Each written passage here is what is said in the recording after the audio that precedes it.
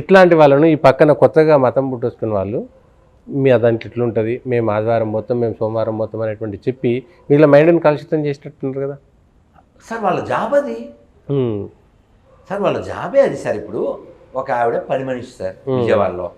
వాళ్ళ అబ్బాయి పేరు కృష్ణ. ఉమ్, ఆవిడ పని మనిషి. అవ్వా, నీకు చదువు రాదు కదా, నువ్వు బైబిల్ ఎందుకు పట్టుకెళ్తావు అన్నాను. ఉమ్, రేషన్ షాప్ పోయామనుకో, మనం బుక్ కట్టుకుని పోవాలా వద్దా, అంతే. అట్లాగే ఇది కూడా అని చెప్పింది. అంటే నేను అనేది ఆ అవగాహన ఆవిడకి ఇచ్చారు ఒక పని కట్టుకుని. ఉమ్, నువ్వు నీ పిల్లలు కూడా ఇవ్వట్లేదు కదా అవును, ధర్మం పట్ల.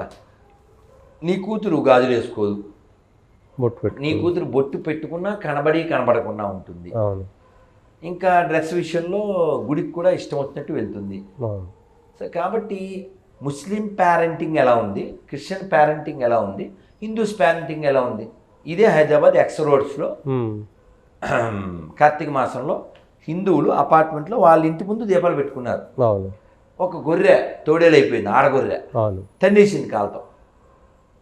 అంటే బైబిల్ ఎక్కడం వలన. అవును, వాళ్ళ పేర్లు కూడా అవి కావు మళ్ళా. వాళ్ళు మనకు పుట్టిన వాళ్ళే కదా సార్.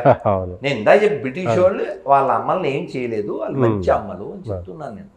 మళ్ళీ రాజకీయానికి వస్తే భద్రాచలం రాముడు ఉంటాడు, బీజేపీ గెలవలేదు అంటే రాముని గుడి కట్టిన వాళ్ళు, రామనాథపురం రాముడు ఉంటాడు, రామేశ్వరం ఉంటుంది, ఎక్కడ బీజేపీ అట్లా దేశంలో ఒక 10-12 పేర్లు చెప్పి ఇక్కడ రాముల వారు చాలా ఫేమస్, కానీ ఎక్కడ బీజేపీ గెలవలేదు. అంటే బీజేపీ కట్టిన రాముని రాముడు నమ్మలేదు, బీజేపీని త్యజించిండు.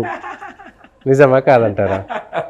ఇప్పుడు కామెంట్ చేయడానికి వాస్తవానికి తేడా ఉంది. ఇప్పుడు వీళ్ళు ఎవరైనా రాముని నమ్మారా? లేదు, వీళ్ళు ఎవరు రాముని నమ్మలేదుగా. మరి వీళ్ళు గెలిస్తే రాముని నమ్మినట్టే వీళ్ళు కాదుగా. రామాయణం వాళ్ళకి ఏం తెలదుగా కదా. ఇప్పుడు అక్కడ ఫస్ట్ ఫ్లోరు కన్స్ట్రక్షన్ అవుతుంది అయోధ్యలో. సో పని ఇంకా అవ్వలేదు. సో ఆ వాటర్ ఏదో కిందకు వచ్చింది, వీళ్ళు పెద్ద హడావిడి చేశారు. మరి 500 ఏళ్ళు ఆయన చిన్న హట్లో ఉన్నప్పుడు ఏమన్నా హడావిడి చేసావు నువ్వు? లేదు. అంటే నువ్వు అవకాశవాది అంతే.